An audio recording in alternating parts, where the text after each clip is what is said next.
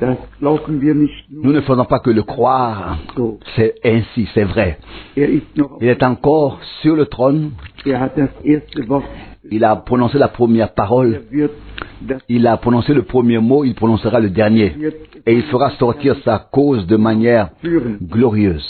In dem gleichen Dans cette même épître de Jean qui a déjà été lu, möchte ich nur, je voudrais lire seulement le verset 18 weil wir eben parce que nous venons de haben, chanter dass Furcht, que la crainte nous est épargnée. 1. Johannes 4, Premier, donc 1 Jean 4 verset sagt, und 18, Furcht ist nicht in der Liebe. 1 Jean 4 verset 18. sondern die La crainte n'est pas dans l'amour, mais l'amour parfait chasse Furcht aus. la crainte. Ich glaube, der Zeitpunkt ist da, Je crois que le moment est venu Gott d'avoir une confiance totale et entière en Dieu. Furcht La peur nicht in der Liebe. n'est pas dans l'amour. La crainte n'est pas dans l'amour. Dieu nous a aimés.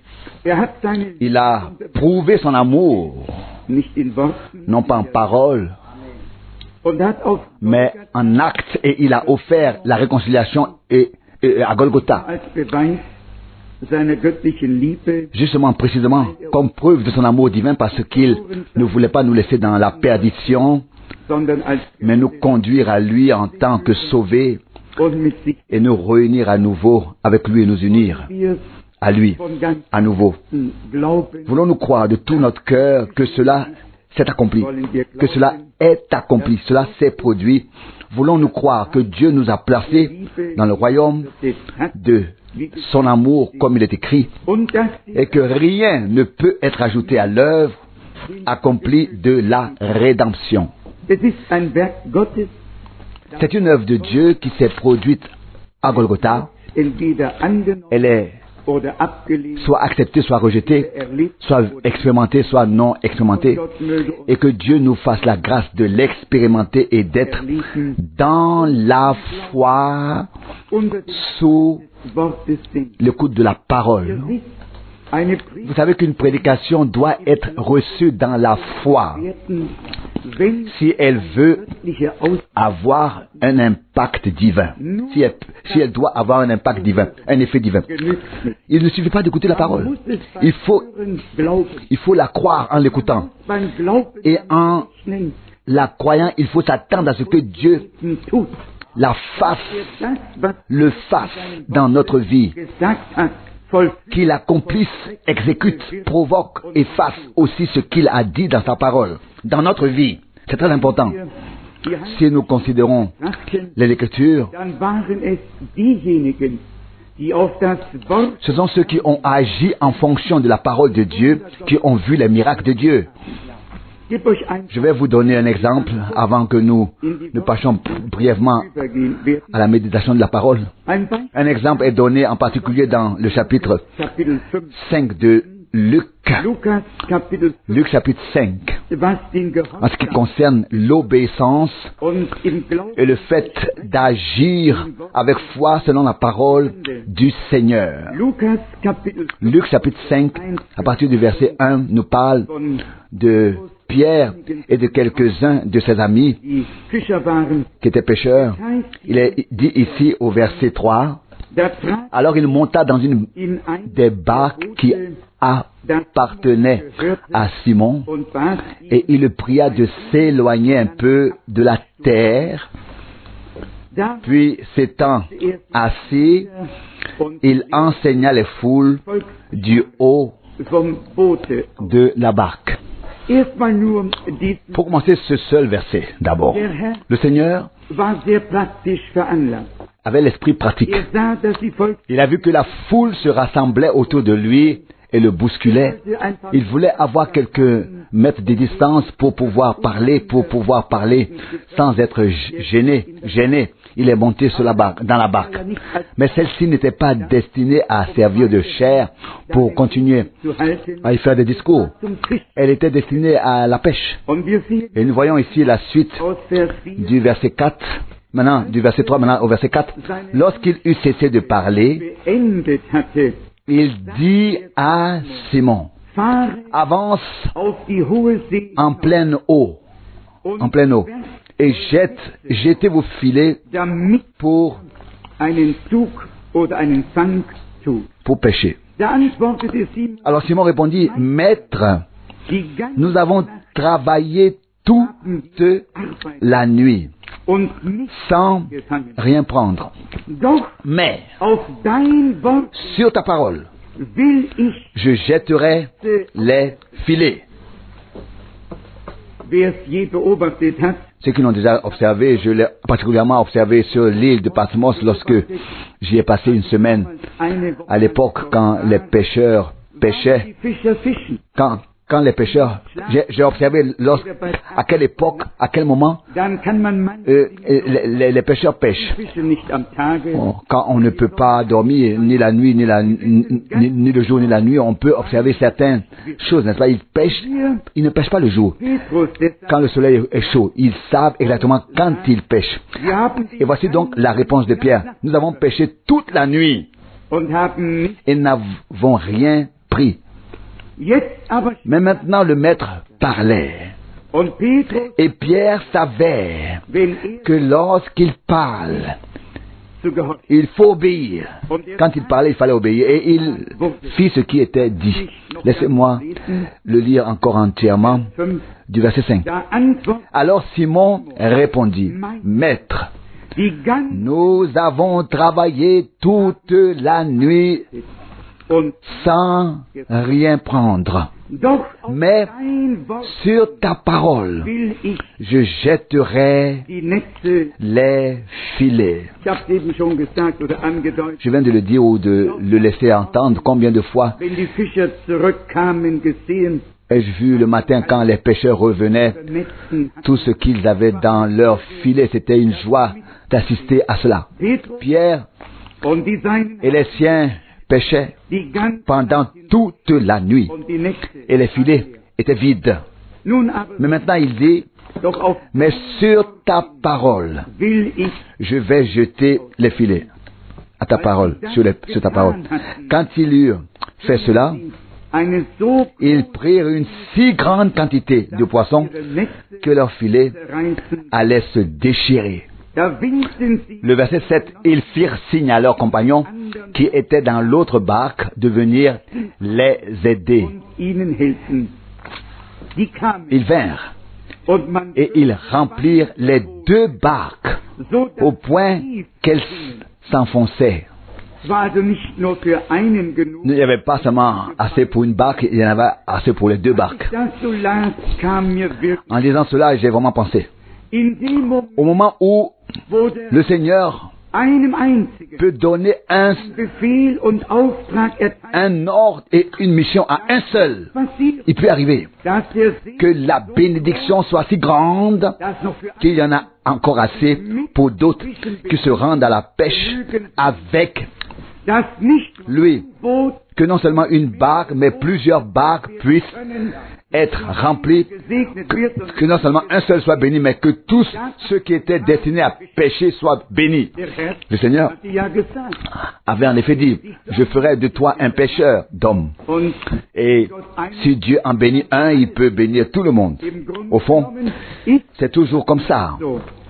Quand Dieu bénit quelqu'un, il bénit aussi tous ceux qui participent avec lui, Den Gott, qui participent avec celui que Dieu a béni. C'est un ordre divin. und so sehen wir es hier, Et c'est ainsi que nous voyons ici que Pierre a été tellement béni, lui qui a agi selon la parole du Seigneur, que non seulement sa barque, mais aussi la barque de seine Mitbrüder ses confrères so gefüllt werden konnte. a pu être remplie Beide Boote gleichermaßen de telle sorte que les deux barques étaient également darin so schwer profondes, tant la charge in qui s'y trouvait était lourde. Et il est dit ici au verset 8, Simon Pierre voyant cela, et pourquoi est-ce qu'il a vu cela?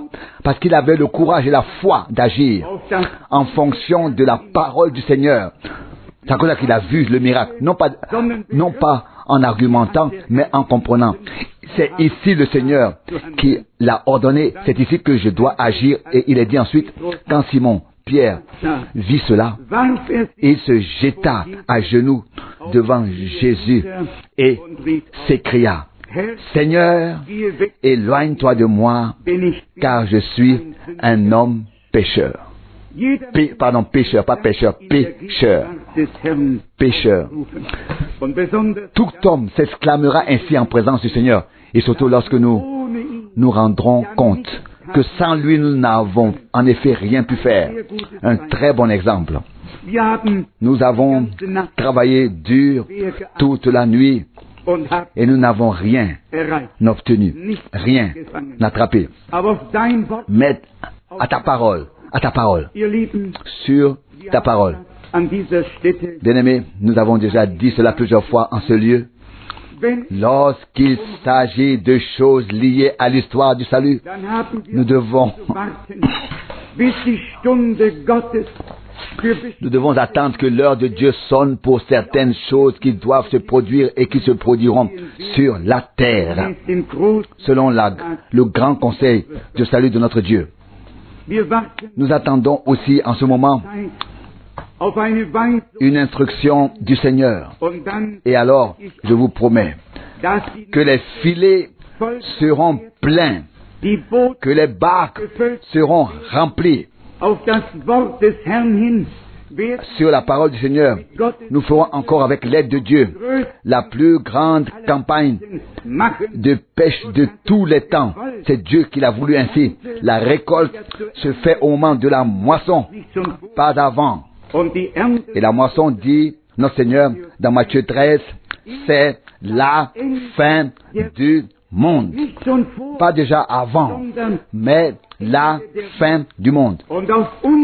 Et sur nous est venue la fin des temps. Et c'est pourquoi la grande moisson sera aussi récoltée à la fin. Je ne fais pas partie de ceux qui ont accès à de nombreuses révélations. Dieu ne m'a tout simplement pas fait ce cadeau. De temps en temps, j'ai vécu quelque chose, j'en suis reconnaissant. Mais comme je l'ai dit, je ne fais pas partie de ceux qui vivent quelque chose de surnaturel chaque semaine, chaque mois ou chaque année. J'aimerais moi-même que ce soit plus souvent. Mais Dieu est Dieu et il sait ce qu'il fait. Mais je n'oublierai jamais ce songe avec le champ de blé, avec la nouvelle moissonneuse batteuse et comment les nuages s'amoncelaient et que je regardais dans l'air et que je voyais comme s'il y avait un combat dans l'air et il faisait de plus en plus sombre. Et j'ai dit, Seigneur, il est trop tard. Les jugements s'abattent. La moisson ne peut plus être récoltée. Et soudain, une ouverture s'est ouverte dans cette pleine couverture nuageuse et la lumière du soleil a brillé à travers. Mais ne demandez pas avec quelle majesté et quelle splendeur. Tout simplement magnifique. Et les épis étaient longs et épais comme on n'en voit jamais ici. Et tous les épis d'un jaune d'or trop mûr pendaient lourdement. Pas un seul ne se tenait debout. Tous étaient inclinés vers le bas, pleins de poids. Et lorsque cette ouverture se trouvait au-dessus de moi ou juste devant moi, elle rayonnait sur ce champ de blé. C'était un spectacle magnifique. Et puis la voix du Seigneur est venue. Monte sur la moissonneuse batteuse, sur laquelle personne ne s'est encore assis, et fais la moisson. Car c'est à cela que je t'ai destiné. Et je me suis vu dans cette vision de songe, dans cette vision en songe, tel un jeune homme insouciant monté sur cette moissonneuse batteuse. Ici, un levier, là un levier tiré, et cela commençait à rentrer la récolte. Tout était fauché, battu d'un seul coup, et tout se déroulait en une seule fois. Je regardais de temps en temps vers le haut. Je me souviens encore de la dernière partie. Vous savez, lors d'une moisson, on fauche jusqu'à ce que la dernière rangée, la dernière couche puisse être prise. Je venais de revenir au point de départ avec cette dernière bande étroite, et voilà, que l'ouverture se refermait. L'obscurité est devenue totale. Le tonnerre a commencé à gronder et à faire du bruit. J'ai vraiment cru que le monde allait s'écrouler. Mais une chose était claire pour moi, avant que le jour du Seigneur et ses jugements n'arrivent, la récolte sera faite par la grâce de Dieu avec l'aide de Dieu. Car c'est écrit, il rassemblera le blé dans son grenier, il ne brûlera que l'ivraie. Le blé, il le recueillera, et celui-ci sera récolté. Sur ta parole. Sur ta parole. À sa parole. Non pas quand nous voulons et comme nous voulons, mais sur sa parole. À sa parole. Comme il le veut. C'est ainsi que cela se passera. Comme nous pouvons être reconnaissants que Dieu ne nous ait pas laissé suivre nos propres voies, nos propres plans, mais qu'il ait fait de nous par grâce une partie de son plan de salut. Et vous pouvez tous en témoigner, nous n'avons jamais eu de prétention particulière à être quelque chose de spécial. Mais lorsque Dieu offre un ministère, lorsqu'il donne des mandats, celles-ci doivent être exécutées. Et plus nous le ferons, plus ce sera agréable. Et quoi qu'il arrive, c'est pour l'édification de l'Église et la bénédiction du peuple de Dieu, jamais pour la mise en valeur d'une seule personne. Car c'est ce qui est écrit. Quand vous aurez fait tout ce que je vous ai prescrit ou ordonné, vous direz, nous sommes des serviteurs inutiles. Dans cette parole, Pierre a fait ce que le Seigneur lui avait ordonné. Et quelle a été sa réaction à cela?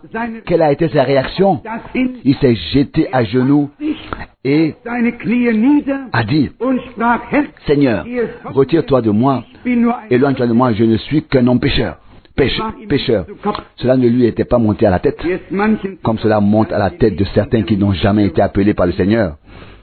Pour celui qui est mandaté par Dieu, cela ne lui monte pas à la tête, cela lui va droit au cœur. Et il se sait désigné et appelé par Dieu à ce service, tout en sachant qu'il n'est rien de plus que tous les autres qui entendent la parole. Aucune différence, à la seule que la responsabilité est proportionnellement plus grande, ce que tous les autres ne peuvent pas saisir dans sa totalité. Nous pensons, au vu de ce que nous voyons, que nous sommes vraiment arrivés à la fin des temps, du privilège d'avoir entendu le message prophétique dans cette génération. Justement en écoutant le message de hier, je me suis représenté devant les yeux quel privilège nous avons. Et certains pourraient penser ou demander, est-ce vraiment si important? Est-ce que quelque chose en dépend? Et ainsi de suite. Tout. Frère Rousse dit justement tout. Et c'est vrai. Et je vous dis aussi pourquoi. Pourquoi? Sans porter de jugement. Mais regardez, toutes les dénominations, elles retournent dans le ventre de leur mère, n'est-ce pas? Par le Conseil mondial des églises, il n'y a plus personne qui pour appeler à sortir, comme c'était le cas auparavant. Mais de là où ils ont été appelés, ils y retournent. Maintenant, par l'intermédiaire de leurs dirigeants aveugles, n'aurions-nous pas tous suivi le même chemin si Dieu n'avait pas eu pitié de nous? Qui d'entre nous aurait eu une vue d'ensemble de ce dont il s'agit si Dieu n'avait pas envoyé un prophète pour nous révéler la révélation et nous faire connaître les mystères cachés? Qui donc saurait ce qu'est telle ou telle chose qui est en fait importante à notre époque? Et vous savez, l'ennemi s'est déjà parfois mis en scène ou déguisé sous l'image d'un ange de lumière. Et si l'Antichrist le fait exactement de la même manière, le monde entier en sera envoûté. Aber es gibt eine Mais il y a auf Erden, un troupeau sur terre die für qui est Christus destiné au Christ. eine Un Erde, troupeau des prémices das Siegel Gottes trägt. qui porte le sceau de Dieu Die Christen et qui a percé à jour l'Antichrist et toute sa pieuse machination parce que nous avons la révélation de Jésus-Christ. haben wir gleich Nous avons en même temps, la connaissance de qui est l'Antichrist. Ich sage euch auch, Je vous le dis aussi très librement et ouvertement. wer Celui qui n'a pas la révélation de Jésus-Christ nicht ne pourra jamais percer à jour durchschauen können. l'Antichrist. Und ich werde euch aus der Heiligen Schrift zeigen. Et je vais vous montrer à partir des Saintes Écritures qu'il ne s'agit pas d'avoir le vrai enseignement. Nous devons être dans le véritable, qui est à la fois Dieu et la vie éternelle. Ihr wisst es, Vous savez qu'il y a aussi des courants qui sont ici et là, d'accord, die Menschen des directions sur Denomination l'enseignement et qui sont malgré tout devenus des dénominations et laissent liegen lassen. la suite de la parole prophétique et laissent la suite de la parole prophétique sans prendre toute l'écriture. Et je voudrais lire quelques passages à ce sujet aujourd'hui, en cette heure du matinal, en commençant avec l'épître aux Romains, Die im 3. au 3e chapitre. Romains, Kapitel 3, chapitre 3, Vers 4. Ein uns allen verset 4, bekanntes Wort. une parole que nous connaissons tous très bien. Romains 3, verset 4. Viel mehr dabei. Was habe ich gesagt? Römer 3. Romains 3, verset 4, que je l'ai dit, oui. Bleibt viel mehr dabei. Jamais plus. Gott Au contraire, Dieu est vrai, ob auch bien que tout homme ein Lügner, soit menteur, wie es selon qu'il est écrit, und so weiter. etc. Besonders der Begriff Gott ist wahrhaftig. Das wissen wir, Particulièrement la notion glauben wir de von ganzem Herzen. Dieu en particulier, que Dieu est véridique, est véritable, est vrai. Nous le savons, nous le croyons de tout notre cœur. Dieu est le Dieu véridique, véritable, vrai. En lui, il ne peut y avoir que vérité et véracité. Aber diese Mais cette véracité divine muss doit aussi être trouvée en nous. auch wir Nous aussi, nous devons être dans le véritable, imprégnés, pénétrés de la vérité divine, zu Fuß, de la tête aux pieds, et devenu une partie de la parole, damit afin que tout mensonge et tout ce qui peut l'être von uns. rebondisse sur nous. Ich lese Je lis à ce sujet aus 1. dans Johannes, 1 Jean chapitre 5, 1. Johannes 1 Jean Kapitel 5, chapitre 5, 20, verset 20. falls uns allen sehr gut bekannt. Ce verset est aussi connu de nous tous. Dass der Sohn Gottes gekommen ist, Mais nous savons que le Fils de Dieu est venu et qu'il nous a donné l'intelligence afin que nous connaissions le véritable. das ist der erste Schritt. Ça, c'est le premier pas. Das ist Punkt 1. Ça, c'est le point 1. C'est le premier point. Mais c'est pas encore la fin. Damit wir Pour que nous puissions connaître le véritable par révélation. Par révélation. aber dann Mais ensuite, ein il y a Schritt. une deuxième étape, un deuxième pas. In dem wahrhaft Et nous sommes dans le véritable, dans son Fils Jésus-Christ. diese Celui-ci est le vrai Dieu et la vie éternelle. nicht Le Dieu véritable et la vie éternelle. Non seulement connaître, mais être ensuite en lui.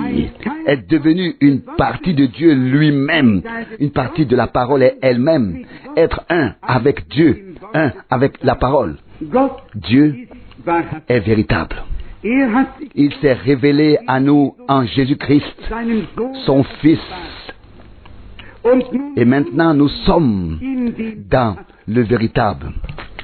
darauf kommt es an. C'est ce qui importe. Nicht nur an den wahrhaft, Pas seulement de croire au véritable, nicht nur über ihn, ni de parler de lui de manière doctrinale ou durch den Geist dans l'enseignement, mais d'être transporté par l'Esprit dans le divin et de faire partie de Dieu lui-même, sofern dans la mesure où nous sommes devenus geworden sind, la race divine par la nouvelle naissance, par un engendrement de l'Esprit issus de la parole, sortis de la parole et de l'Esprit de Dieu, de même que nous sommes des fils, des enfants d'hommes sur terre en raison d'un engendrement humain, terrestre.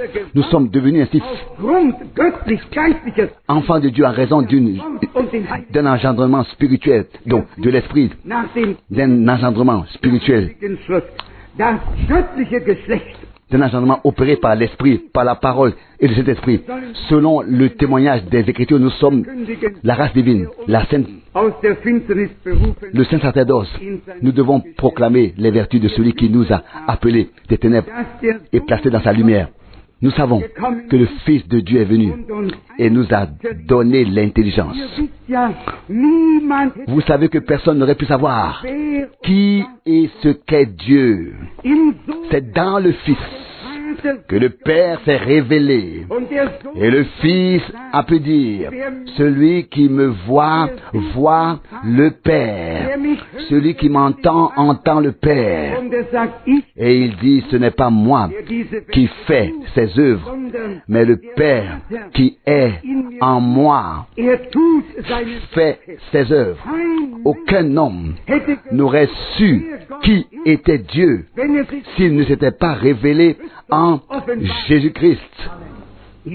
Ici, nous avons cette pleine révélation et c'est pourquoi il est écrit, nous savons que le Fils de Dieu est venu et qu'il nous a donné l'intelligence afin que nous connaissions le véritable. Alléluia. Gloire à Dieu. Dans la révélation de Jésus-Christ est contenue la révélation de Dieu. C'est en lui que la révélation de Dieu est apparue. Et ça c'est ainsi qu'elle s'est manifestée de manière visible. C'est le début, c'est le commencement ça. Celui qui n'a pas cette révélation de Dieu en Christ ne pourra jamais entrer dans le véritable, ne pourra jamais être dans le véritable, car l'un entraîne l'autre. Et vous, bien-aimés, il ne s'agit pas seulement d'un enseignement, il s'agit ici d'une révélation. Il ne s'agit pas de l'enseignement de la divinité, mais de la révélation. J'ai déjà rencontré des frères qui enseignent l'enseignement sur Jésus seul, comme d'autres enseignent l'enseignement, la doctrine de la Trinité. Donc une dispute après l'autre, un dogmatisme après l'autre, et cela non plus n'est pas juste. Ce qui est juste, c'est quand l'homme a une rencontre personnelle avec Jésus-Christ. Quand Dieu se révèle à lui en Christ et que ce n'est pas une doctrine, un enseignement, mais une expérience que l'individu a faite avec le Dieu vivant. C'est pourquoi il est écrit ici, il est venu et nous a donné l'intelligence afin que nous connaissions le véritable. Si nous allons avec ce passage de l'Écriture à l'évangile de Jean, chapitre 17, il est écrit dans Jean 17, au verset 3, or la vie éternelle consiste en ce qu'ils te connaissent, toi, le seul vrai Dieu. Or en ceci consiste la vie éternelle, qu'ils te connaissent, toi, le seul vrai Dieu et celui que tu as envoyé, Jésus-Christ. Comme ils disent, nous avons la vie éternelle, nous avons la vie éternelle. Selon le témoignage des Écritures, et je le relis, ont la vie éternelle seulement ceux qui reconnaissent le seul vrai Dieu. Car lui seul est le vrai et la vie éternelle. Nous voyons non pas un enseignement dans lequel on passe à la légère sur les choses, mais une intervention divine par révélation, afin que nous fassions personnellement cette expérience. Or, il relit Jean 17, verset 3, or, en ceci consiste la vie éternelle, qu'ils te connaissent, toi, le seul vrai Dieu, et celui que tu as envoyé, Jésus-Christ. Nous avons lu ici qu'il est venu pour nous donner l'intelligence sur le véritable. Et nous sommes dans le véritable, dans son Fils, Jésus-Christ. Et il est, et c'est lui qui est le vrai Dieu et la vie éternelle. Nous ne nous offusquons pas du fait qu'il se soit révélé comme Père dans le Fils. Bien au contraire, nous nous en réjouissons, car il était nécessaire que Dieu se fasse homme pour pouvoir ensuite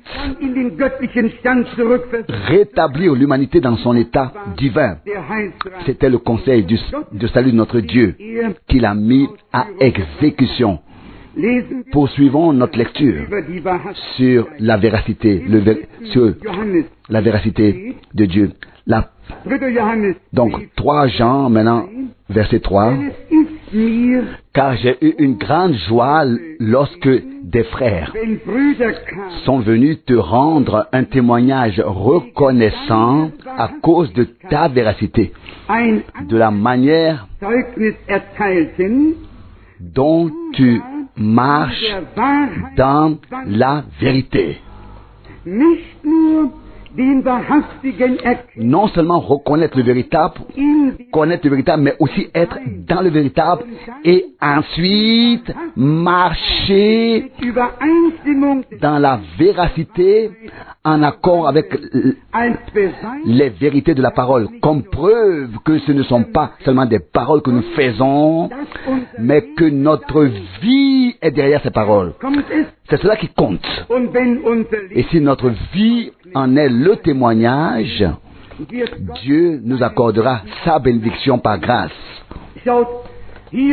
Regardez, c'est la preuve ou le fait que les vrais croyants ne peuvent pas se mêler aux interprétations, se mélanger aux interprétations et aux interprétations et aux explications qui sont sans cesse apportées sur le marché religieux spirituel.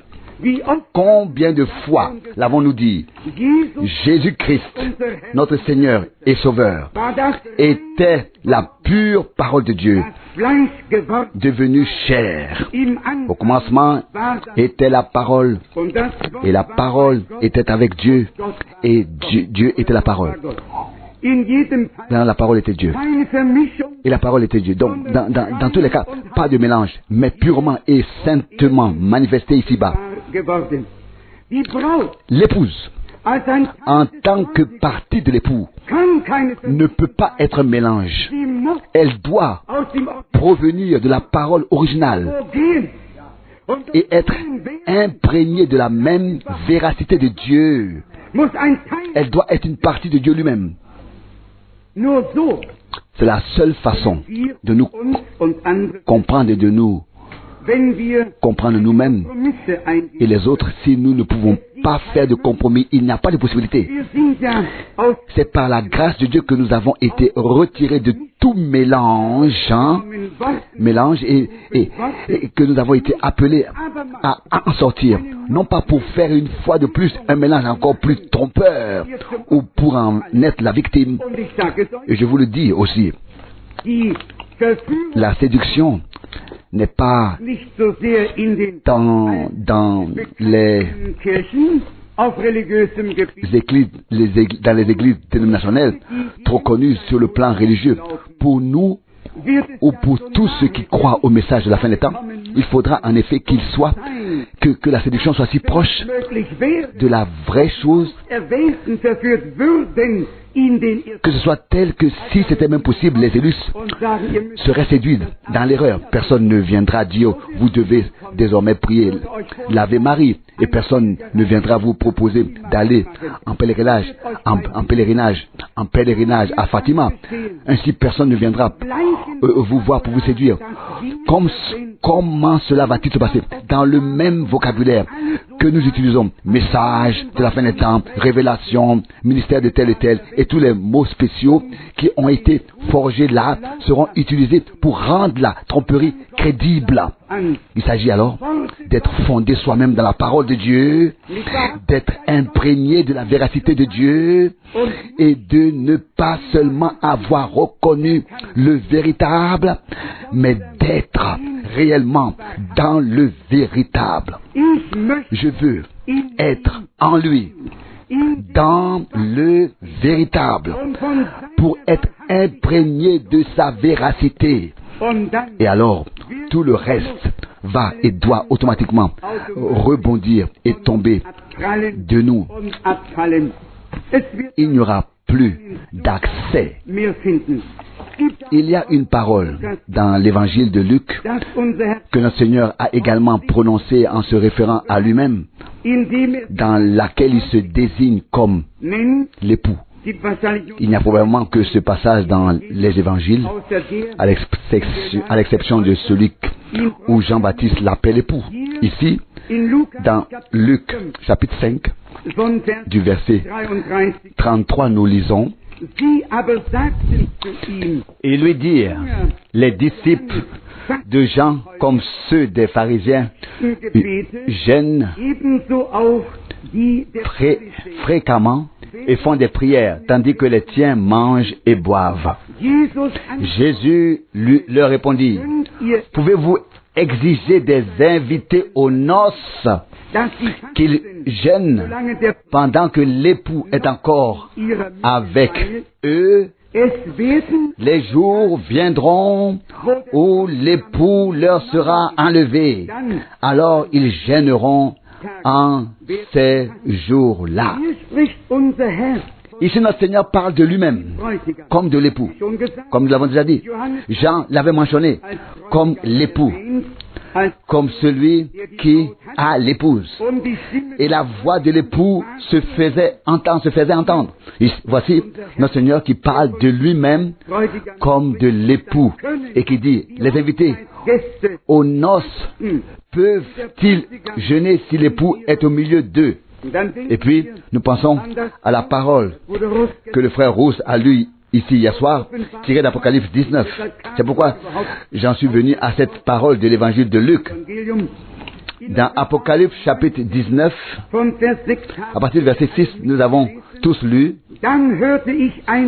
Apocalypse 19, verset 6. Et j'ai entendu un bruit semblable au cri d'une foule nombreuse, semblable au bruit des grandes eaux et au fracas de forts tonnerres, tandis qu'il criait: Alléluia, le Seigneur notre Dieu, le Tout-Puissant, est entré dans son règne.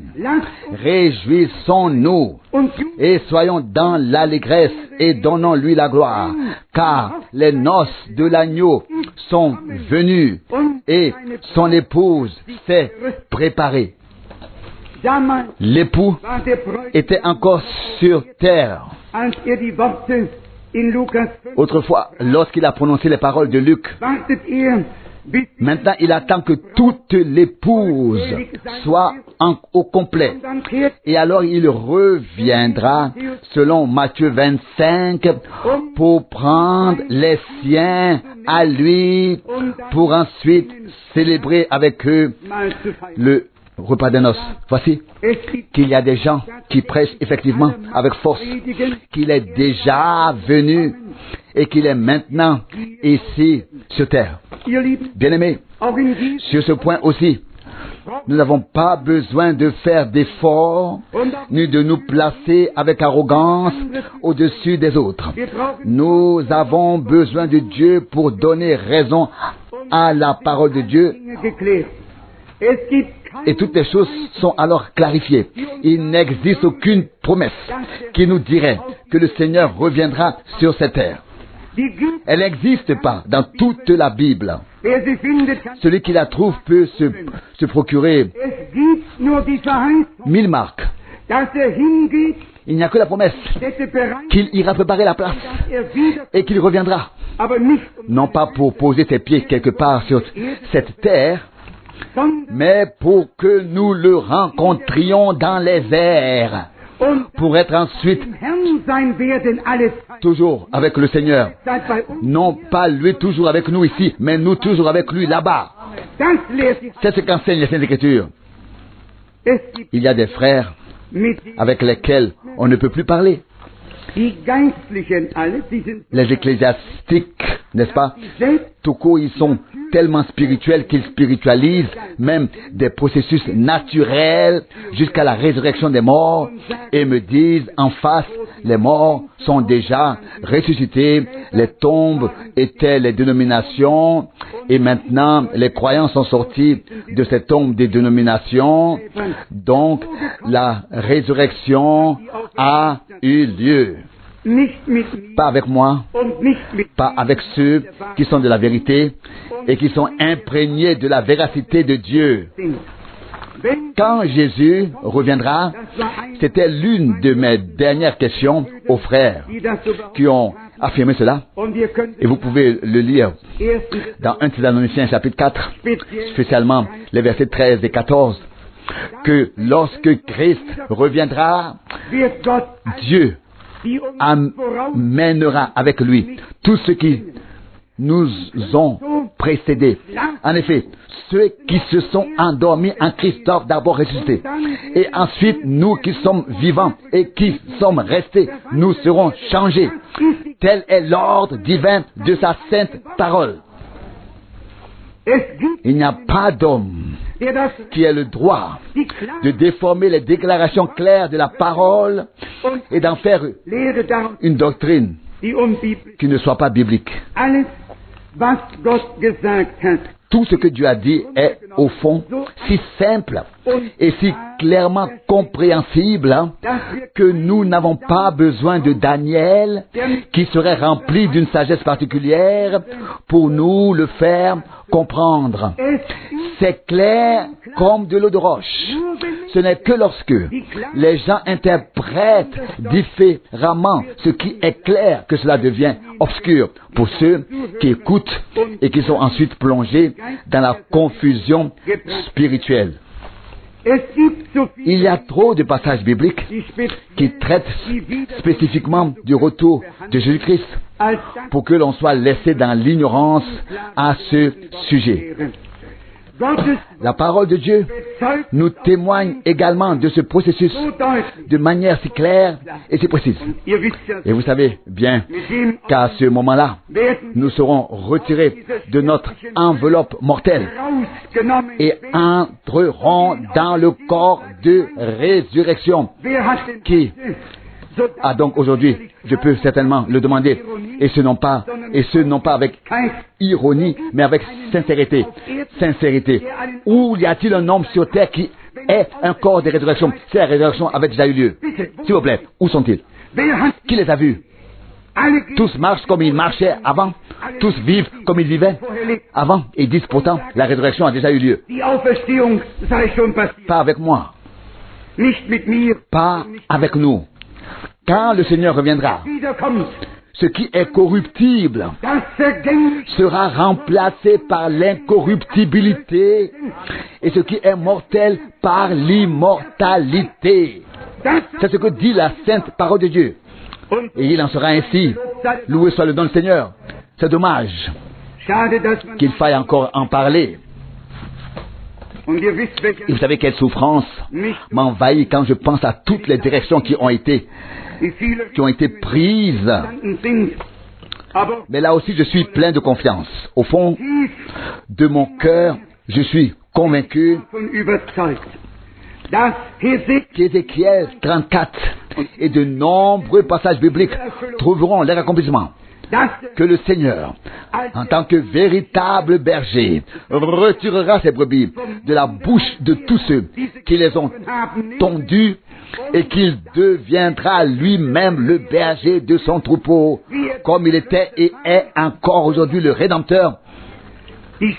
Les brebis de son pâturage sont le troupeau de sa main. Et tout à la fin, le Seigneur réclamera les siens, car ils sont marqués dans ses mains. Il a donné sa vie pour les brebis. Pourquoi faire? Pour qu'elles vivent et qu'elles aient la vie et l'aient en abondance. Pas pour qu'elles ne soient pour qu'elles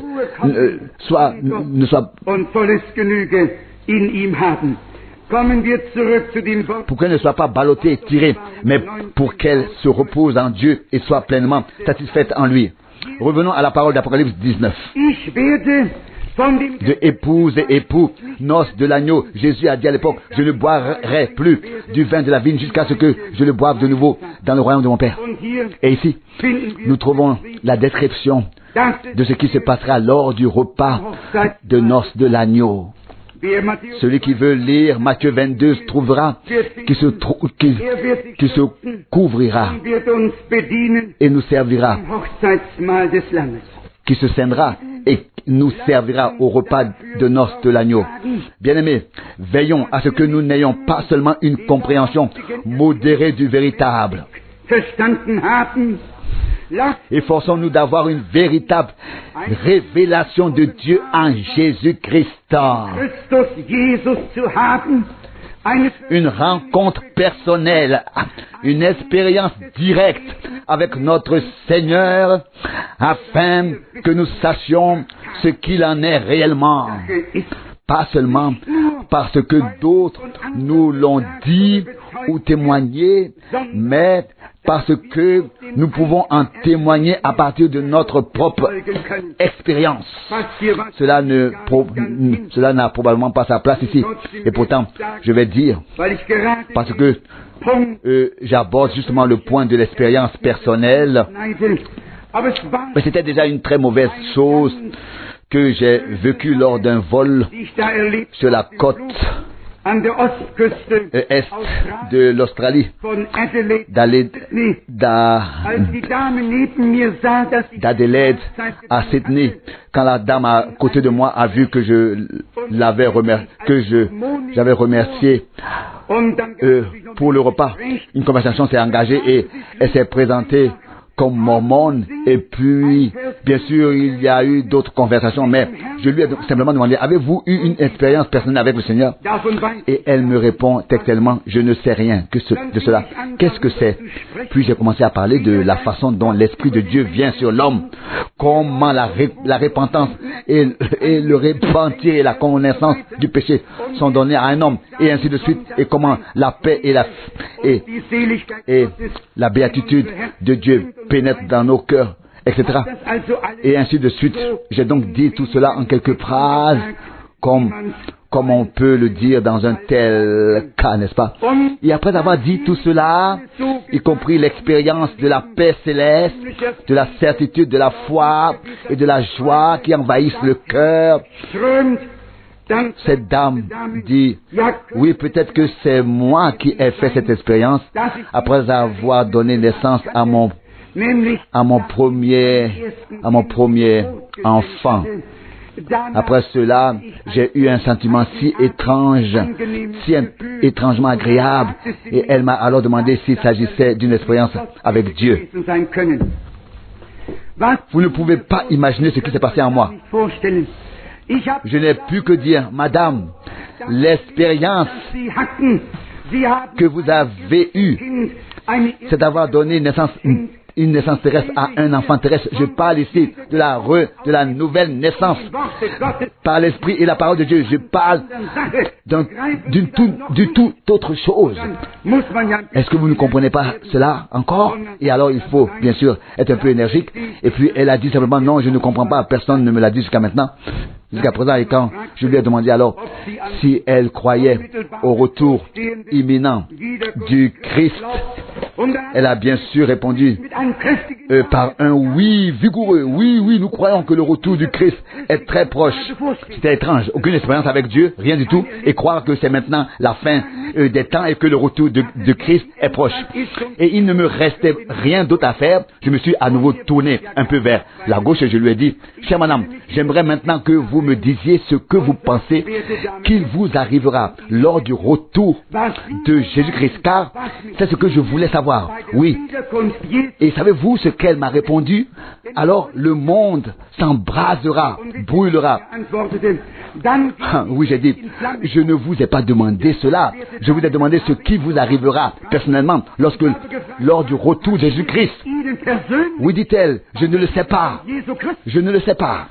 Je ne sais pas. Je sais seulement que je payerai, je sais seulement que je paye ma dîme et que je serai enseigné comme j'ai été enseigné.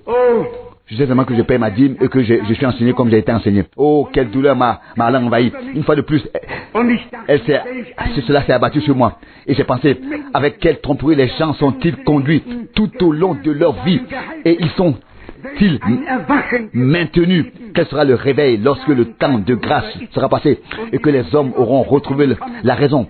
Car sur ce point, l'un des grands esprits aura eu raison lorsqu'il a dit la religion est l'opium du peuple. Toute religion détachée du Christ et de la parole de Dieu endort les hommes. Et je peux vous le dire. Ici, dans l'Apocalypse, il est effectivement dit que les hommes, ou même dans le prophète Jérémie, il est dit, il y a 2 endroits parallèles que les hommes ont bu dans la coupe de Babylone et que c'est pour cela qu'ils ont perdu la raison. C'est effectivement écrit dans l'écriture sainte, que vous le croyez ou non, mais c'est écrit comme ça dans le prophète Jérémie, au chapitre 51 quelque part. Je lis à nouveau une Bible relativement récente. Je ne l'ai pas encore souligné ici, mais vous pouvez le lire quelque part ici, si vous lisez ainsi à partir du verset 41. Oui, peut-être déjà à partir de 5, le verset 7, bien sûr. Jérémie 51 du verset 7. Babylone était une coupe d'or dans la main de l'Éternel qui a enivré toute la terre. Les nations ont bu de son vin. C'est pourquoi les nations ont perdu leur intelligence. Ont perdu la raison. Qu'est-ce que c'était? Babylone a servi sa coupe à toute l'humanité. Et même ceux qui sont sortis de Babylone ont emporté avec eux tous les enseignements babyloniens sur la divinité, sur le baptême, sur tout. Et jusqu'à aujourd'hui, le manteau babylonien a été posé sur tout. Et l'heure de Dieu sonne pour déchirer ce manteau et montrer au peuple de la terre ce qu'il en est réellement. Mais vous le voyez bien, les Saintes Écritures ont clairement prédit ce qui allait se passer. Vous voyez, les gens sont dans un état d'ivresse spirituelle. Ils titubent comme quelqu'un qui a bu jusqu'à ne plus avoir soif. Il peut vous dire droit dans les yeux, je peux encore marcher droit. Autrefois, quand on soupçonnait quelqu'un d'avoir trop bu et que la police faisait un test, vous deviez marcher en ligne droite. Et gare à celui qui s'écartait un peu à gauche ou à droite, n'est-ce pas? On savait alors exactement, homme, ce n'est pas tout à fait vrai chez toi, n'est-ce pas? Tu as bu encore, tu as bu autre chose que de l'eau. Aujourd'hui, on a un autre test. Je vous le dis, celui qui ne peut pas suivre le droit chemin, le chemin élevé, des rachetés, sans aller ici et là, sans hésiter, sans tituber, celui-là a encore bu la coupe de Babylone. Celui qui boit la coupe du salut devient sobre et clair. Il aura un fondement sous ses pieds, sera dans la connaissance véritable et dans le véritable, et sera lui-même imprégné de la véracité de Dieu lui-même, pour la gloire de Dieu. Nous n'avons certainement pas besoin de la coupe de Babylone, mais de la coupe du salut qui nous a été si abondamment donnée. Si abondamment donné. Il dit ici qu'il a été donné donc à l'épouse de se vêtir d'un lin d'une blancheur éclatante. Le lin signifie en effet les actes de justice des saints. Quel privilège pour nous, pour Dieu, d'avoir des hommes qui croient vraiment en lui, qui le servent et le suivent. Des hommes auxquels il a pu se révéler. Bien-aimé, il a fait cette promesse avant de quitter cette terre. Désormais, le monde ne me verra plus, mais vous me verrez. Il est possible d'avoir une expérience personnelle avec le Seigneur par la révélation de l'Esprit. Et je vous le recommande vivement. Ne soyez pas satisfaits en recevant la prédication de la parole en vous et en l'approuvant. Recevez la parole de Dieu en vous. Mais Nehmt Gottes Wort in euch. mais que cette parole soit ensuite accompagnée de foi, de prière et d'attente. Begleitet werden. Attendre que le Seigneur se révèle personnellement à chacun et qu'il ne s'agisse pas seulement d'une parole entendue, d'une vérité entendue, d'un enseignement ou d'une connaissance prêchée, mais que ce qui a été annoncé et prêché comme enseignement, comme connaissance, comme vérité, devienne en nous une vérité expérimentée personnellement, vécue par grâce. La parole doit s'incarner en nous, doit devenir chair en nous. Nous devons être une partie et être pénétrés de cette parole. C'est cela qui compte. Cela ne servira à rien si nous avons seulement entendu, comme nous l'avons déjà lu, que nous connaissons le véritable. Il faut que la deuxième étape suive et que nous soyons dans le véritable, car il est écrit et nous sommes dans le véritable. Nous ne l'avons pas seulement reconnu ou bien connu, nous sommes ensuite dans le véritable. Frère Rousse l'a lu à partir du chapitre précédent. Celui qui connaît Dieu, nous devons connaître Dieu pour être reconnu, reconnaître Dieu pour être reconnu par lui. Cela va de pair, seul, de main en main.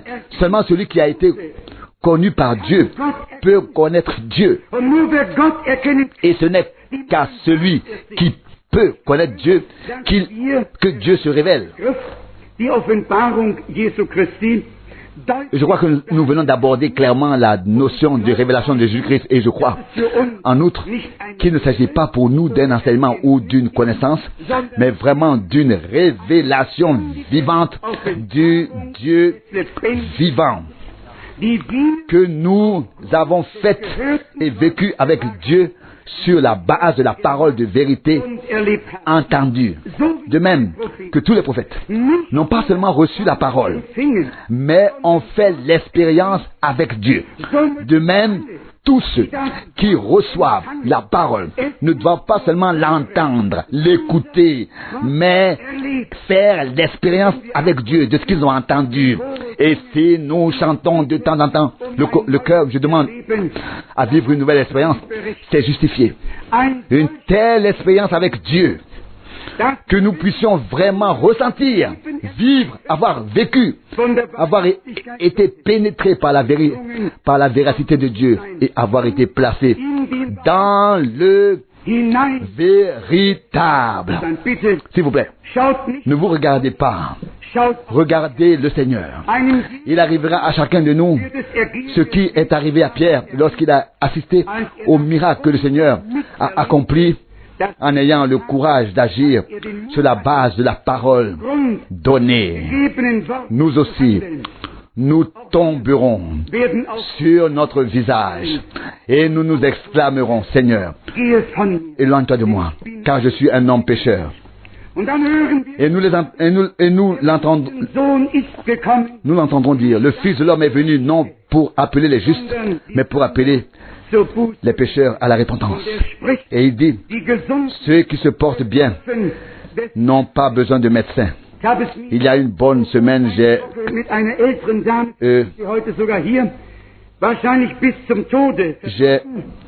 gâché la vie d'une dame âgée, peut-être même est-elle ici aujourd'hui, probablement jusqu'à la mort, parce que je lui ai dit qu'elle devait d'abord comprendre qu'elle était perdue si elle voulait être sauvée.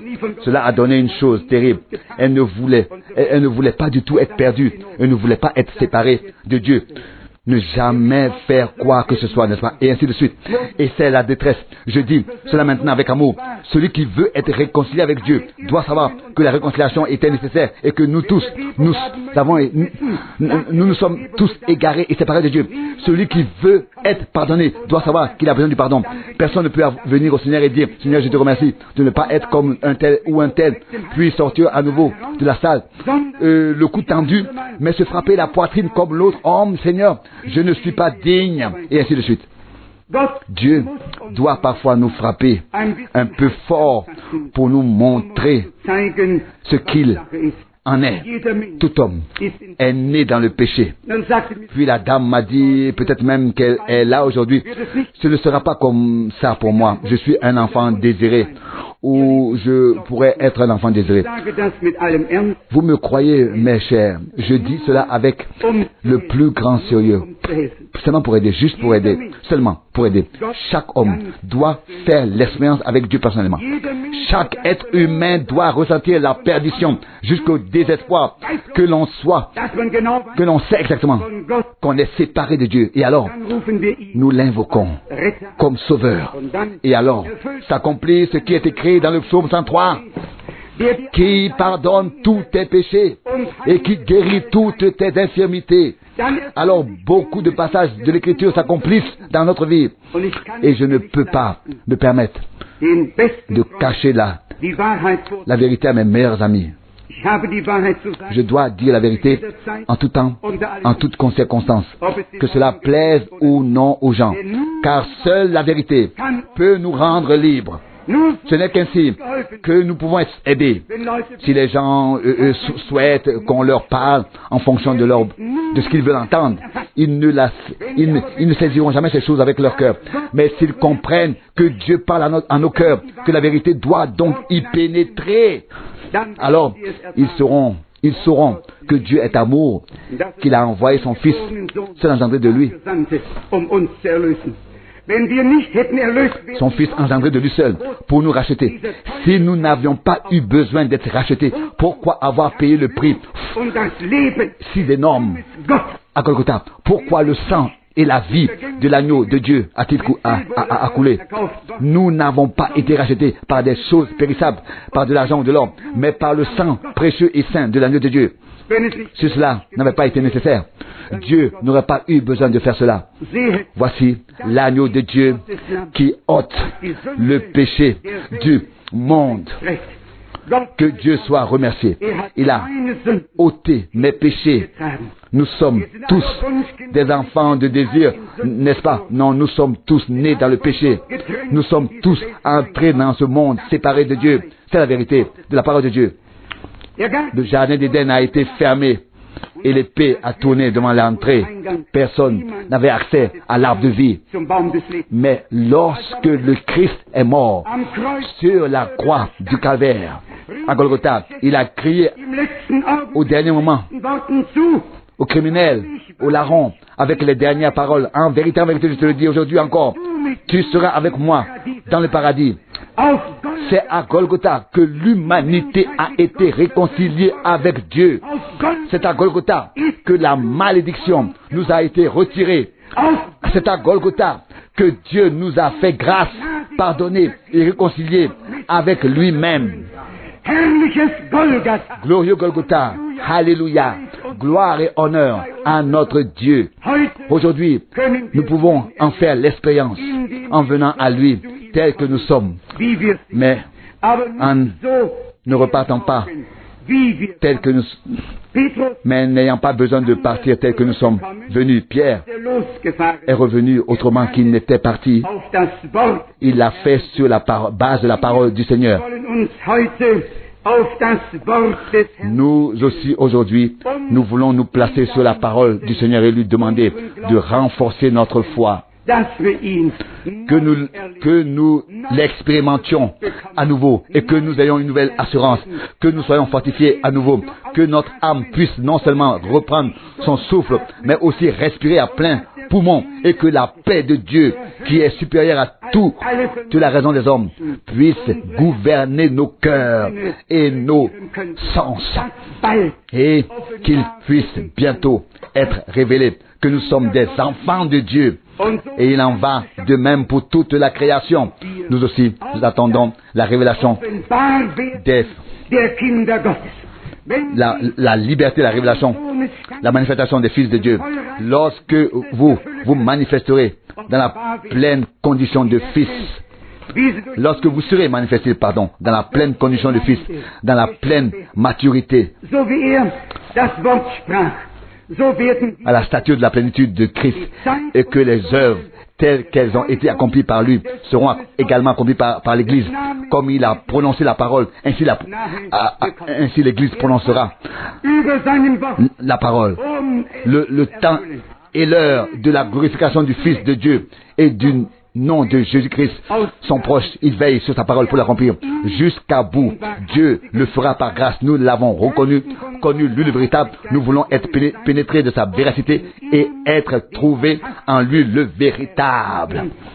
C'est à lui que revient la gloire, maintenant et pour toute éternité. Amen. Levons-nous et remercions ensemble le Seigneur. Seigneur notre Dieu, ensemble nous te remercions de nous avoir permis d'entendre en ce lieu ta parole pure et sainte. Ta parole nous a fait connaître celui qui est vrai. Ta parole nous a fait connaître ta personne, toi qui es le véritable. Par ton esprit, nous t'avons connu. Par révélation, nous t'avons expérimenté, Seigneur bien-aimé. Nous sommes ici devant ta sainte face, imprégnés, pénétrés de toi, le véritable. Pénétrés de ta parole. La vérité que nous aimons et que nous avons reçue. Ensemble, nous te rendons grâce pour le sang de l'agneau qui a coulé à Golgotha, pour notre rédemption et notre réconciliation et notre pardon. Seigneur bien-aimé, tu nous as pardonné. Tu nous as réconciliés. Nous sommes devenus ta propriété par grâce. Nous avons tous, nous allions tous. Nous avons tous erré comme des brebis sans berger, mais maintenant nous sommes convertis à toi, non pas à une communauté, non pas à une association, mais à toi, le berger de notre âme, au Dieu vivant. Alléluia. Seigneur bien-aimé, prends soin de ton troupeau toi-même. Tu connais les brebis de ton pâturage, le troupeau de ta main. Oh, fais-nous sortir de tous les tabernacles et de toutes les clôtures pour entrer dans la liberté glorieuse des enfants de Dieu, afin qu'il n'y ait pas de nombreuses clôtures de dénominations dressées, ni de nombreux bergers offrant une nourriture variée, mais un seul grand troupeau et un seul berger. Seigneur bien-aimé, tu le feras par grâce. Nous te remercions de tout cœur et de nous avoir montré le temps que nous vivons en nous révélant ta parole, ô Seigneur. Nous te remercions tout particulièrement pour le ministère de Frère Branham. Seigneur bien-aimé, nous n'aurions pas su beaucoup de choses. Une chose en entraînant une autre, l'une entraînant l'autre.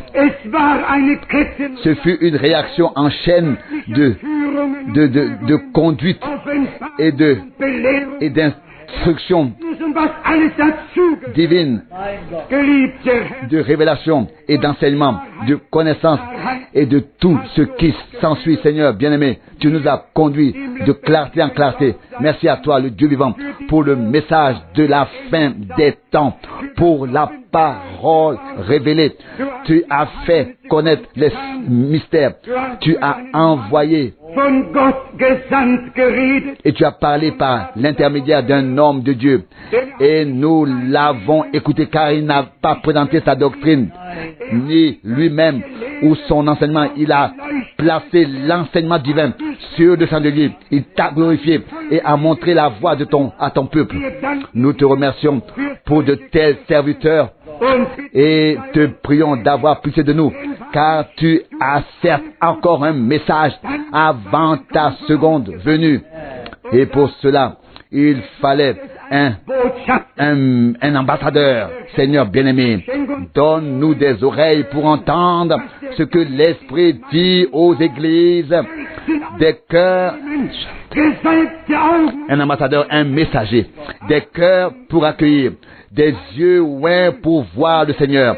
Oh, viens sur nous comme la pluie de l'avant et de l'arrière-saison, et glorifie-toi en confirmant ta parole et en bénissant ton peuple. À toi, le Dieu Tout-Puissant, nous rendons grâce maintenant encore pour ta présence. Tu es ici, alléluia, alléluia. Louange et honneur, gloire et adoration soient à toi. Alléluia. Segne alle. Bénis tout le monde, sauve les perdus, guéris les malades, rends aux malades la santé de la tête aux pieds, de l'âme, de l'esprit et du corps. Nous te remercions encore une fois de nous avoir aidés au jour du salut, de nous avoir accordé ta grâce, Seigneur bien-aimé, et de nous avoir fait connaître tes voies, afin que nous puissions te connaître encore plus, toi le véritable, par révélation, afin de pénétrer encore plus profondément en toi et de découvrir en toi le vrai Dieu et l'amour éternel, que tout l'amour éternel, la vie éternelle, que tout cet enseignement devienne maintenant une réalité divine dans ton peuple, pour la gloire et la louange de ton nom. Ta parole, pour ce temps, ne reviendra pas à vide. Sans effet, elle appellera une épouse et la préparera, l'honnera pour le jour du retour de l'époux. À toi, notre Seigneur et époux bien-aimé, nous rendons grâce aussi dans ce service divin et te prions d'être avec nous tous par grâce au nom de Jésus. Amen. Amen.